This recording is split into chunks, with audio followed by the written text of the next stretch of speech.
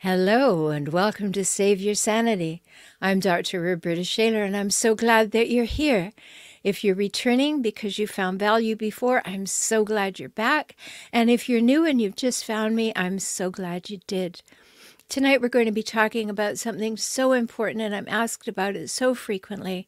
So we're going to be talking about how to finally believe a hijackal doesn't love you.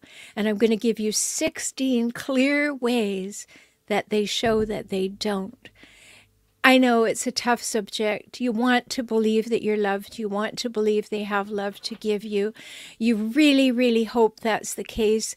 You may have made yourself into a doormat or a pretzel or done whatever you needed to do and overcompensated, over-accommodated, over-compromised, whatever you needed to do in order to endeavor to get some equity, some equality, reciprocity, and mutuality into your relationship.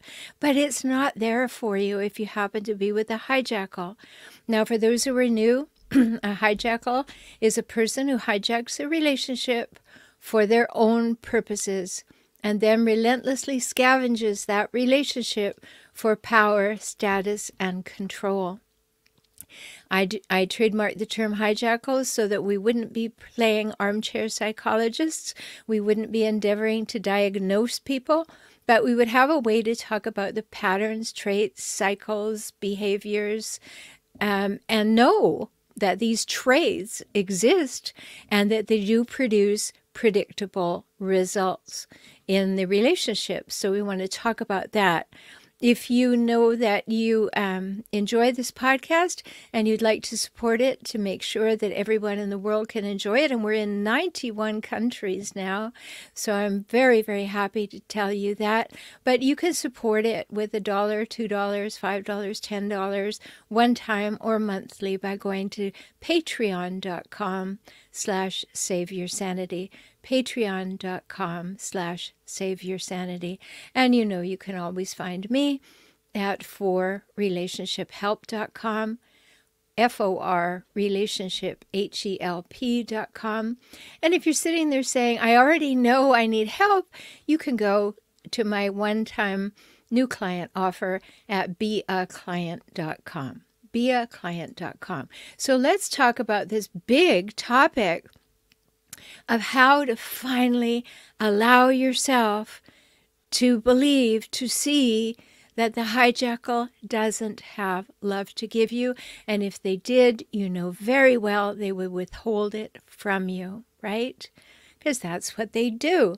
So you have this big love bombing experience, and they're very passionate in the love bombing. They convince you that you're everything they ever wanted and more, that things are perfect. They're in a big rush, sweep you off your feet, get you into a relationship, live together, marry, get pregnant together, whatever it is. Remember, there are equal numbers of male and female hijackals, so we're not talking about one gender or the other here. And then that passion that was there in the beginning turns into their only passion they have is getting everything their own way.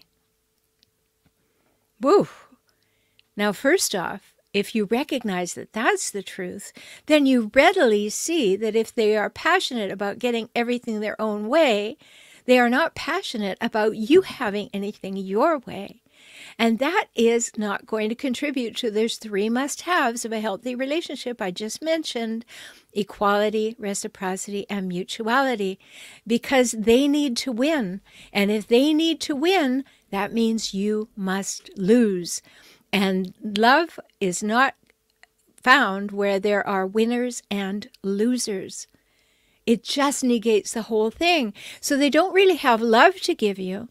They have uses for you to support them, to help them get their way, to validate them, to allow them to feel larger and have more space. All of those things are there. And so they don't really have love to give you. Everything turns into a transaction. Have you noticed that? Very, very transactional. Everything becomes a transaction that they are endeavoring to win, a negotiation that they know they must win. And if they don't negotiate, they will demand and control and manipulate and deceive and lie straight up, let alone a little elegant deception. They will lie straight up. And I've done episodes on pathological liars.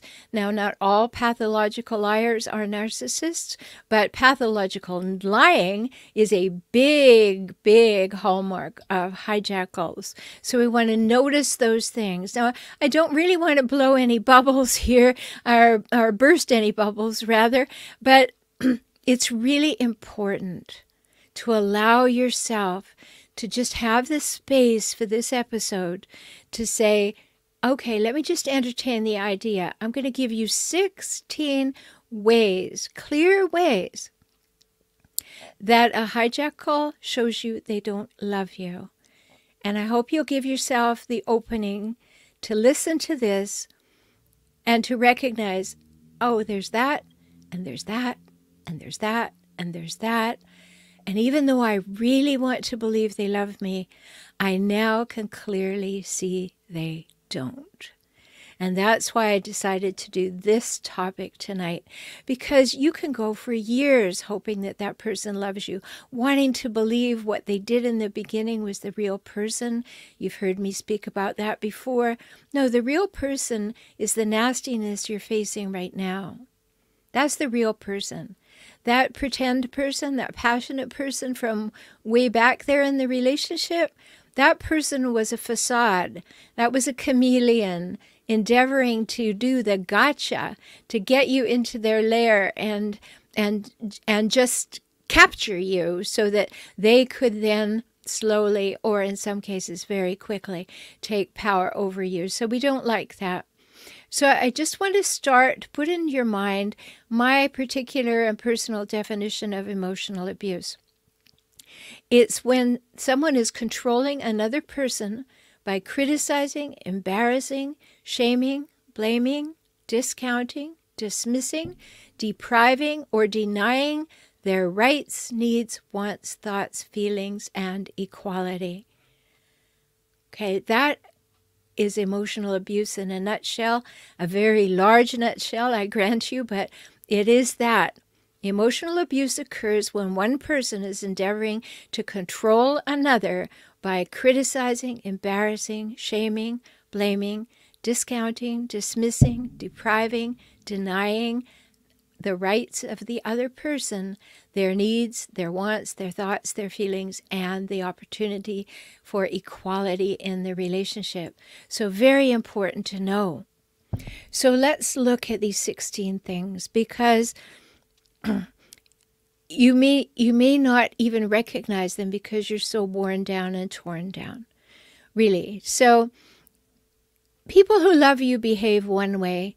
People who don't love you, who want to have control over you, behave in another. So let's clarify all this. So number one, that number one must-have in a healthy relationship is equality. And what happens when you're in a relationship with a hijackal is they don't realize that in every relationship there are two me's and one we. And sometimes one me has the attention, sometimes the other me, and sometimes the we has to have the attention. And maybe neither person gets totally what they want, but they negotiate, they collaborate, they cooperate because it's in the best interest of the we. And that demonstrates love. But when you're with a hijackal, they won't do that, right?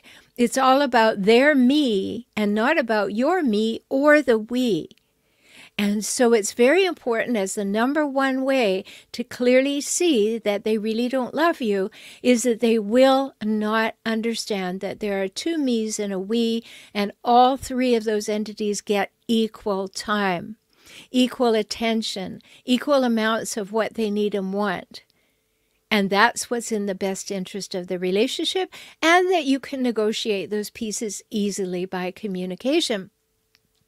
Now, the second thing is that they see your point of view as well as theirs if they love you. Because they're curious about you. They're interested in what you're thinking and feeling and needing and wanting. And they want to know so they can see how that we can get the best fit for both of us. But you don't find that with a hijackal, do you? They're not interested in seeing your point of view as well as their own. In fact, they're bothered that you even have a point of view or a request or heaven that you find fault or say something is not good about the way they're behaving. So they do not have that ability to love you, to see your point of view as well as their own. And that causes all kinds of clashes when you're with a hijackal. And I know because you're listening to this that you well know that. But that is clearly not love if they're not interested in who you are as a person and how you see the world. It's allaboutthem.com, not about you at all. And sure, they'll throw in a little love bombing every now and again to get their way, but it's not going to be equitable. And they're not going to be interested in your point of view unless it agrees with theirs, because they have you in their life to validate them, not for you to be validated. Okay, here's another. That mutuality thing, they see, if they love you, what's in your best interest and want that for you. They know what's in your best interest. You've discussed it, and they want you to have that. And they're willing to work with you to make that happen.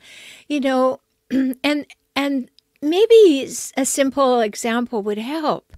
Like maybe you're in a relationship with someone, maybe even married to them, and you find that one person really doesn't want children and the other really does. So it's in the best interest of the person who wants children to be set free and go off and find a person who wants them. And that is operating in the best interest. But you won't find that in a hijackal relationship. That loving, caring about what's in your best interest. So if you don't have it in your relationship, and you know you're in a relationship with a hijackal, then you have to realize that that's a hallmark of love, and they're unwilling to give it to you. So a clear way that they don't really love you. Here's another. Most days, they show you that they love you. They are affectionate. They give you attention. They give you time. Maybe they bring a gift, a little card tucked in somewhere. They have words of appreciation like the love languages talk about. They do things for you. They may even do things for you without ever being requested to do so. And love shows up like that. Does it work like that with a hijackal? Oh, no, no, no, no.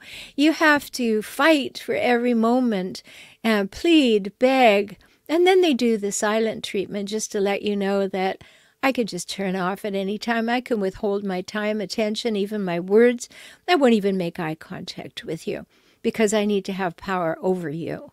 And I need to have you understand who has the power here.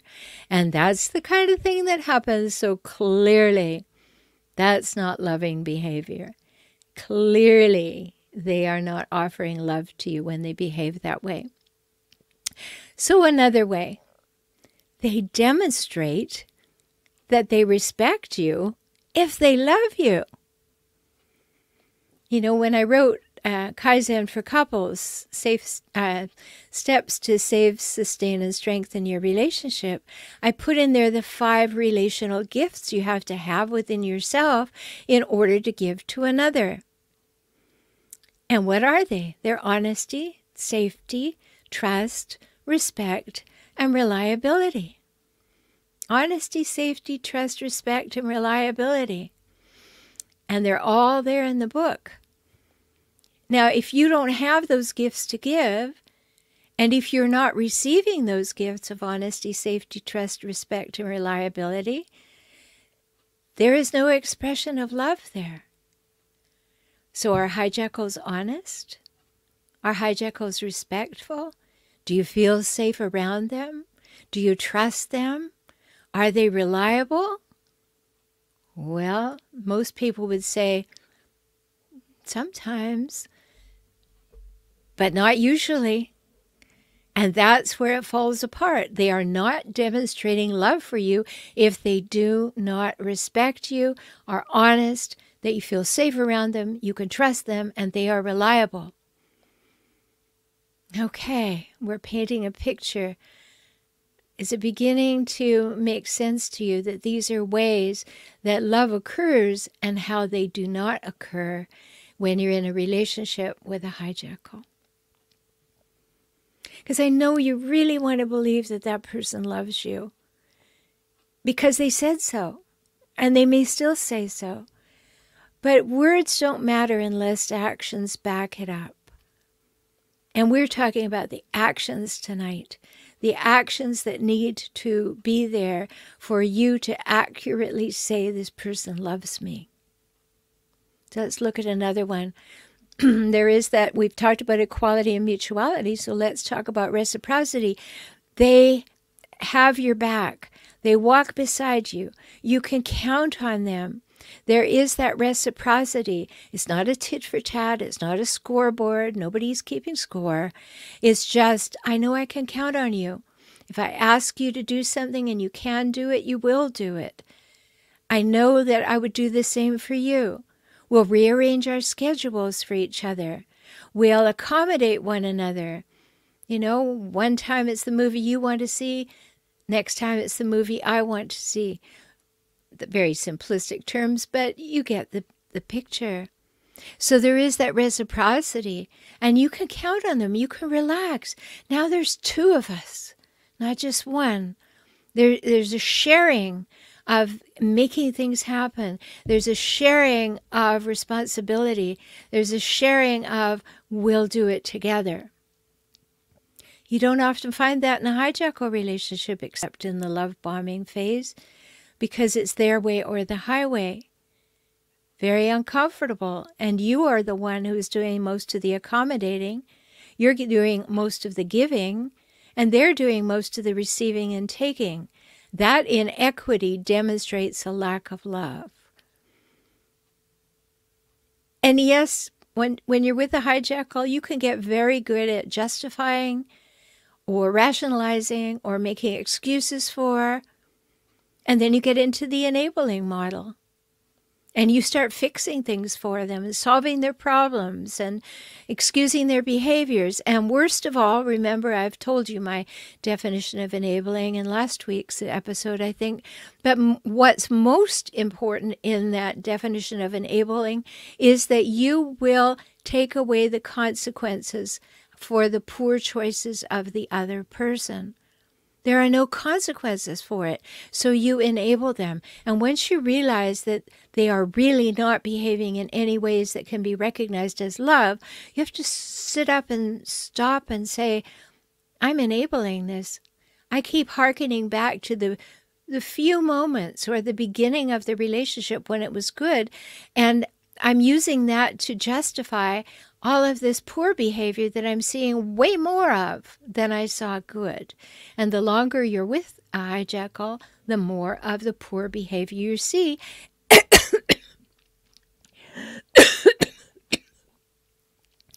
Excuse me.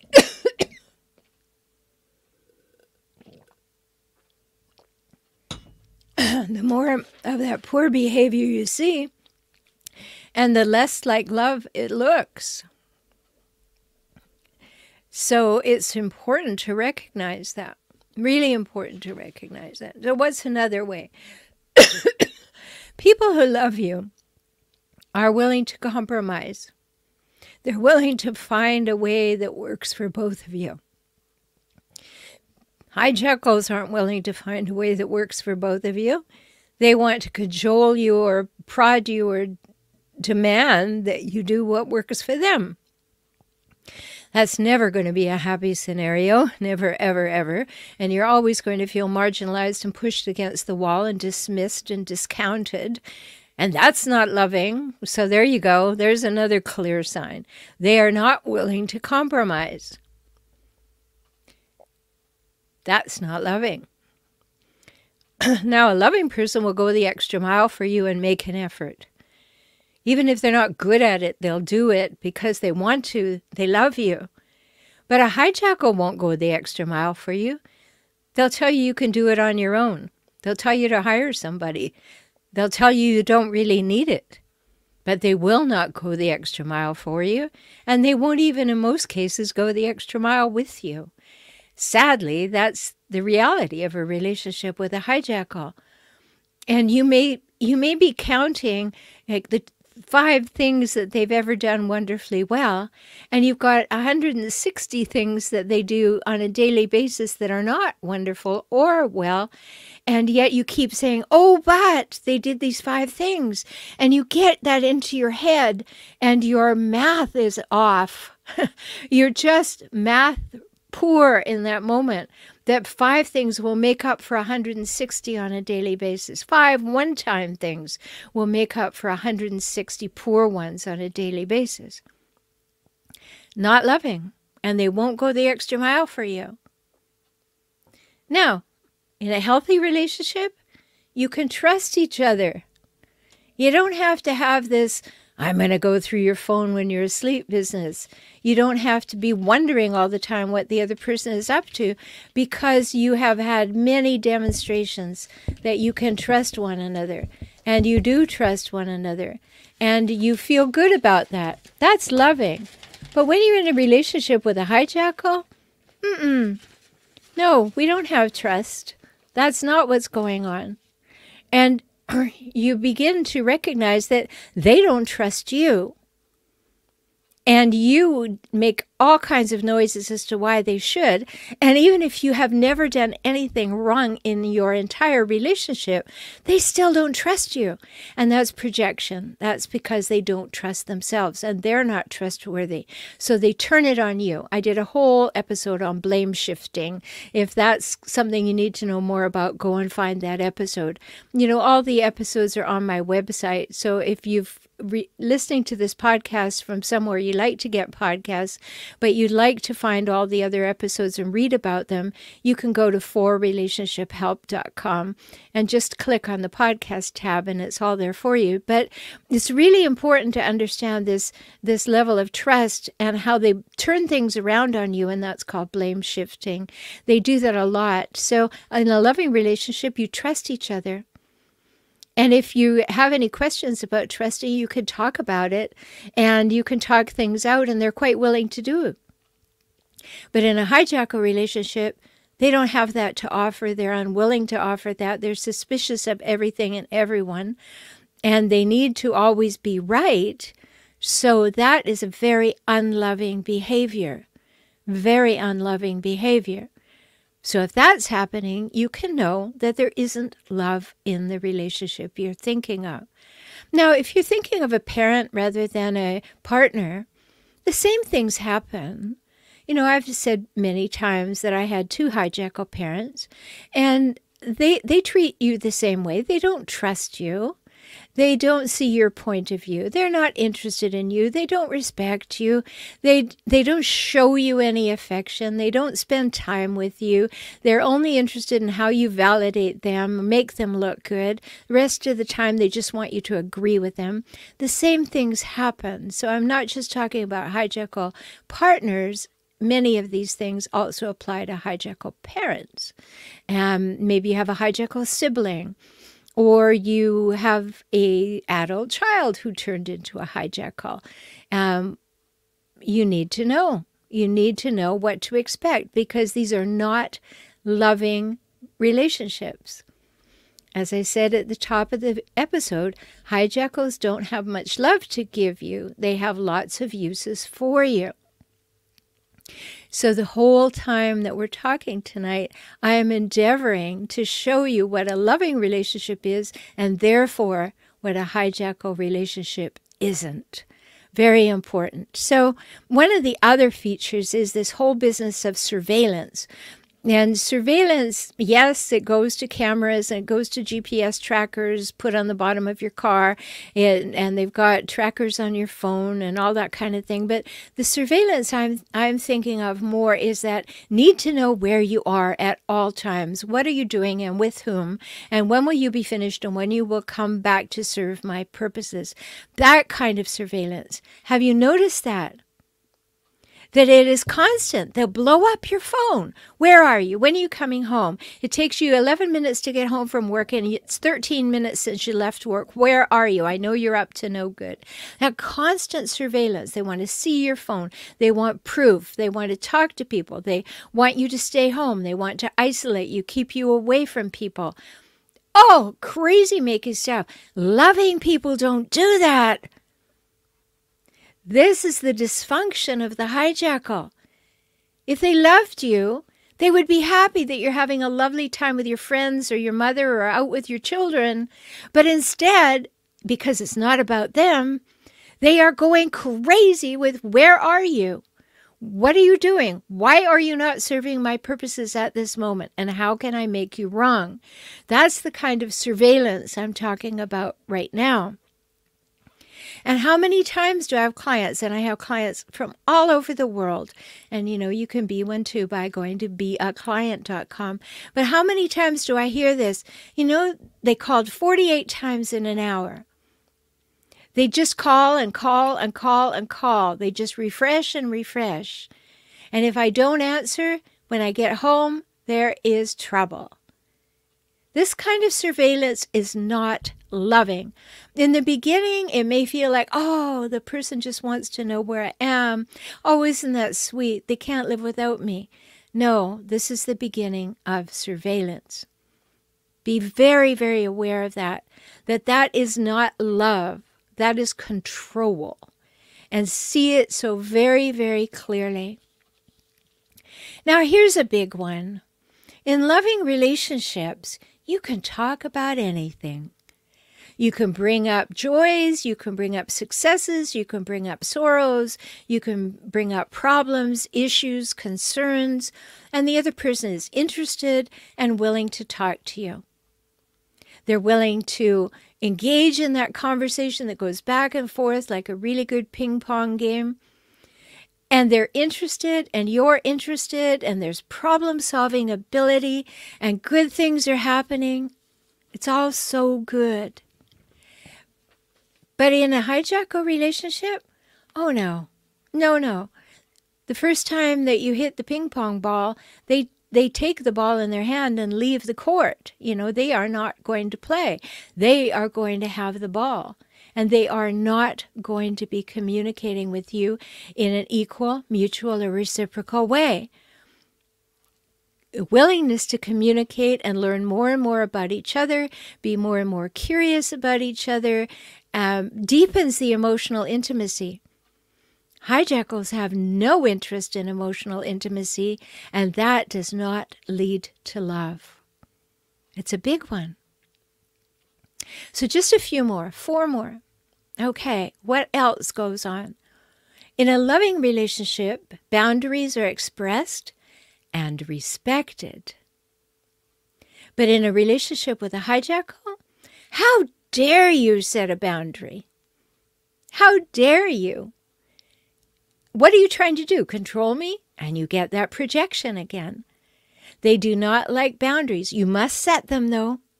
But here's the little trick. When you're with a hijackal, you quietly, neutrally speak about your boundary, and you just repeat it. You're doing it for yourself. The hijackal is not going to pay much attention. But you're doing it for yourself to speak up and not retreat. And that's very important. And I've done episodes on that as well. So, third to last. In a loving relationship, there is acceptance that we're different from one another, and we respect those differences, and we're curious about them, and we lean in, and we're interested in the differences.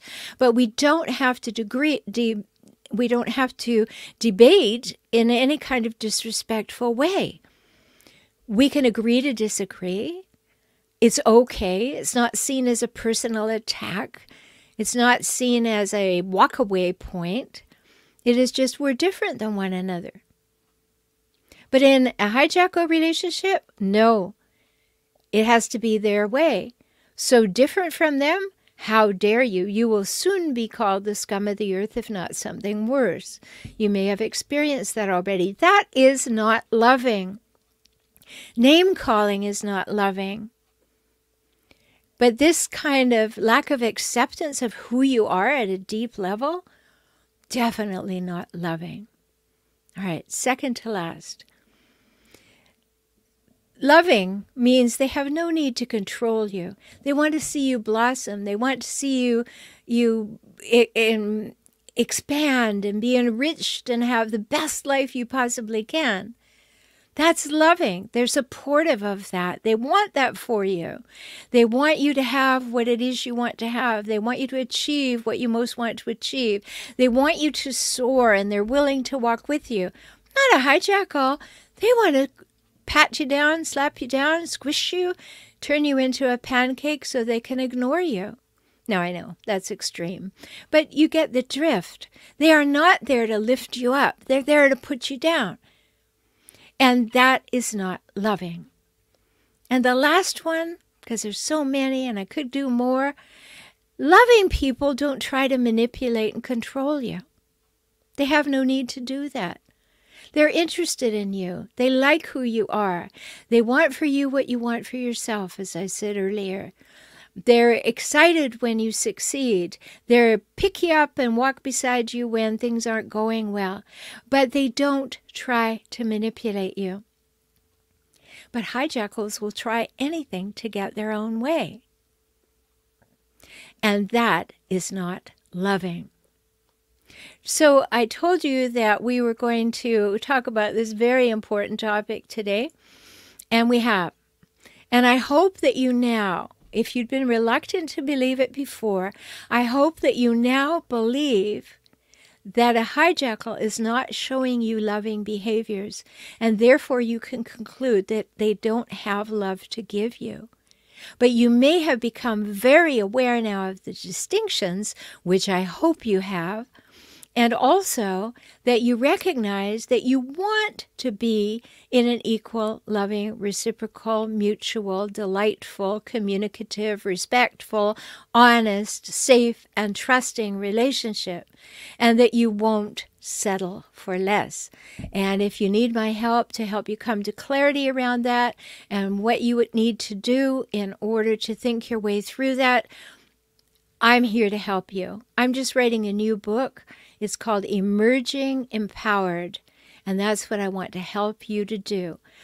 Break the bonds of emotional abuse and succeed at moving into an empowered state at all times.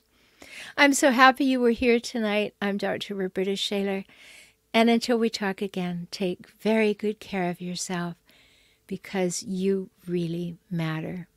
Talk soon.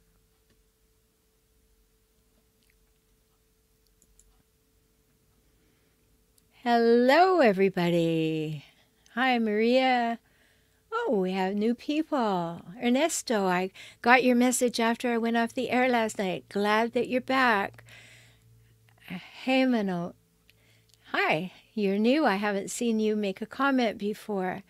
Stella, hello. Stella says, I love this podcast. That was the hardest pill to swallow in my healing. The two faces he showed me, nice then mean, abandoning me during a health crisis. There you have it, don't you? I'm so sorry that happened to you, Stella. But what a stellar example of a hijackal, that when you most need them, they're unavailable. And they may even be more than unavailable. They can be mean about it. How dare you be ill when I have needs? I'm sorry that that happened to you. And then you said, love shouldn't hurt or put us in therapy. Yes, high five. Absolutely. Love won't hurt in that way, in those destructive ways. I mean, certainly losing love hurts, but love itself expressed won't hurt or put you in therapy. But a hijackal will. Oh, Lara, thank you. Yes, sometimes I I have a cough, but thank you for asking me if I'm okay. I am. Maria says, love is conditional for them. Oh, yes. In fact, it doesn't even have conditions except one. Give me what I want, do it my way, and I will perhaps not be angry with you. You won't get anything, but I won't be angry with you. That's even worse, isn't it, than conditional.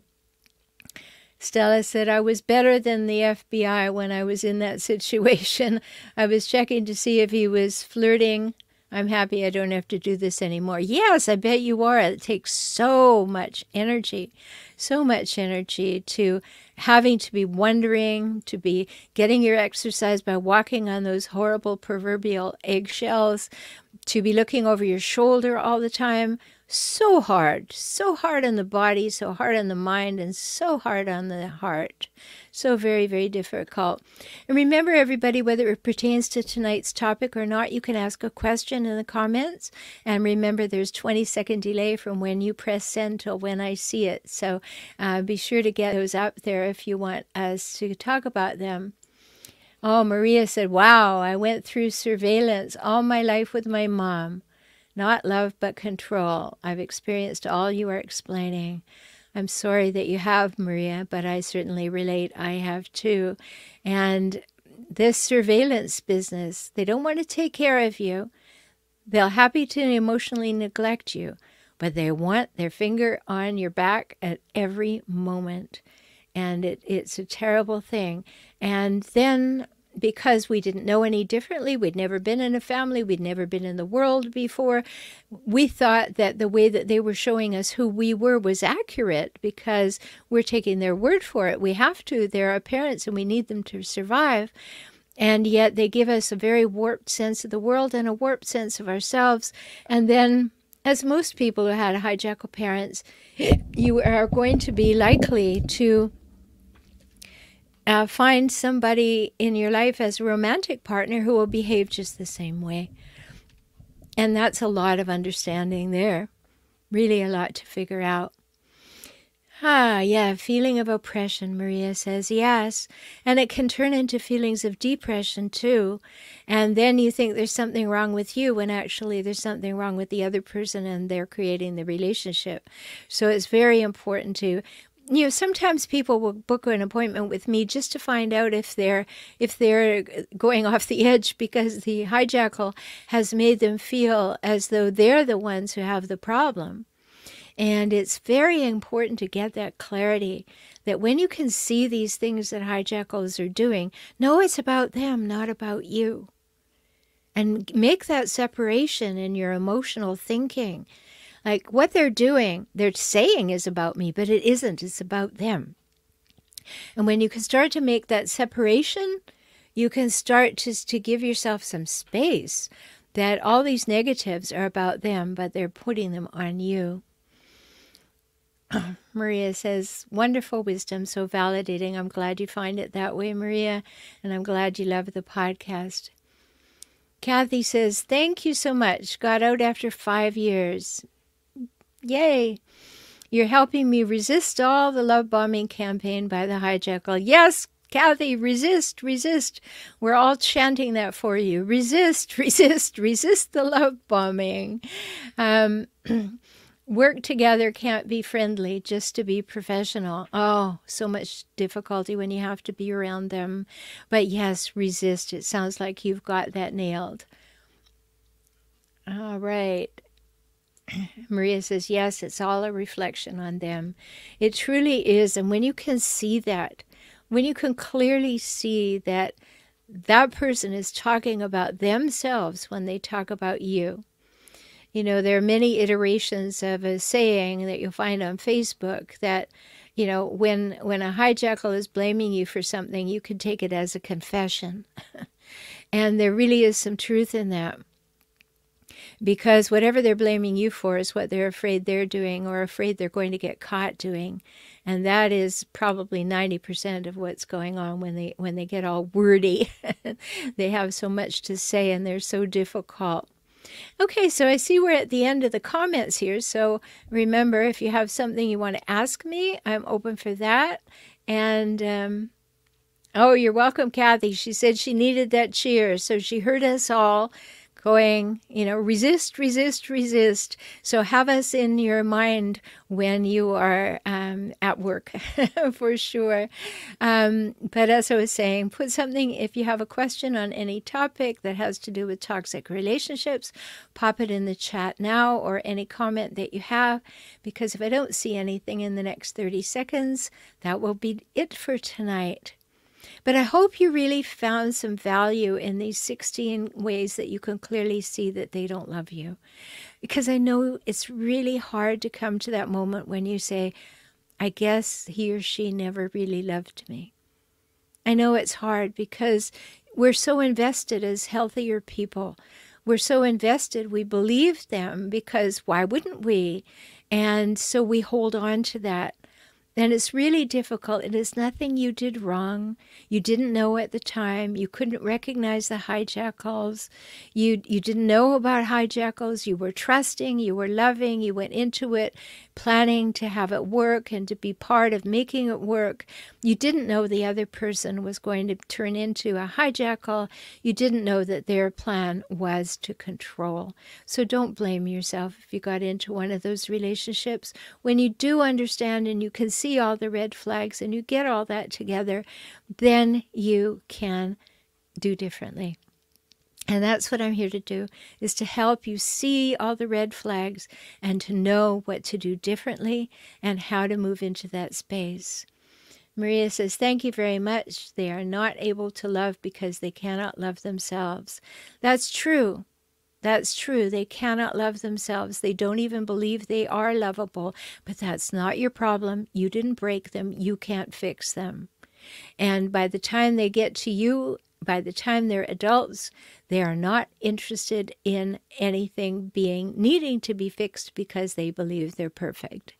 And they behave as though they believe they're perfect when deep down they are very much questioning that.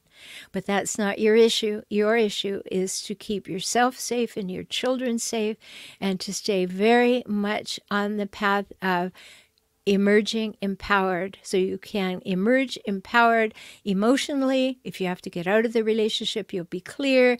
I'll help you know what to do and how to do it in the most efficient and effective manner, and to rebuild afterwards, because that's it.